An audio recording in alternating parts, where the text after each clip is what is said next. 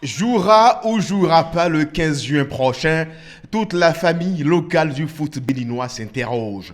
La Covid-19 a contraint certains pays à déclarer le champion de la saison en cours alors qu'il restait quelques journées.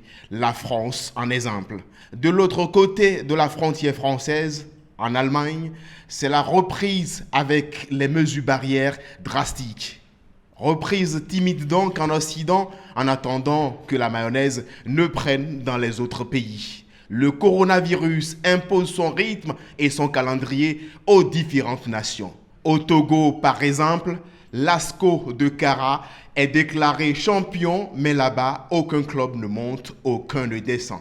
Quant au Cameroun, il a annoncé tôt la couleur avec le sacre du Public Works Department de Bamenda. La situation varie d'un pays à un autre en fonction du choix des gouvernements et des fédérations. Au Burundi, l'arrêt n'est pas dû à la pandémie, mais à l'organisation de l'élection présidentielle. Depuis, reprise des activités sportives et le championnat ira à son terme. Le Mali continuera avec un glissement de calendrier. À la date du 27 mai, 17 pays sur les 54 du continent ont mis fin à leur championnat en déclarant soit un champion ou la saison annulée ou terminée. À quelques semaines du 15 juin, date fixée par les dirigeants fédéraux du foot béninois, une seule question taraude les fans.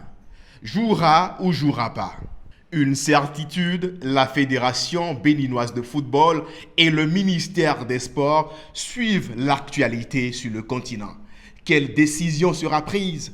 Déjà début mai, la Fédération béninoise de football, à travers un communiqué, projetait l'arrêt systématique du championnat le 15 juin si la situation sanitaire ne s'améliorait. Elle ajouta qu'aucun club ne montera, aucun ne descendra. La nuance avec la décision togolaise, saison morte puisqu'aucun club ne sera désigné champion du Bénin. Les débats ont-ils évolué à la FBF? Difficile d'y répondre. Par contre, dans cet État francophone de l'Afrique de l'Ouest, dès le 2 juin, les lieux de culte vont rouvrir. Quelques jours après, les joueurs de football vont-ils retrouver le chemin des stades? Les matchs se joueront-ils à huis clos? Les mesures barrières seront-elles appliquées avec rigueur dans les temps footballistiques?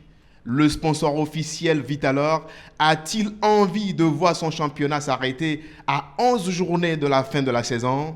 Le producteur et diffuseur ORTB veut-il que l'aventure prenne fin en juin? La première décision revient à la Fédération béninoise de football qui la soumettra au ministre des Sports et de la Santé qui prendront l'ultime décision. Comme les footballeurs, les autres athlètes attendent la levée ou non de la décision gouvernementale qui avait suspendu toutes les activités liées au sport sur le territoire national.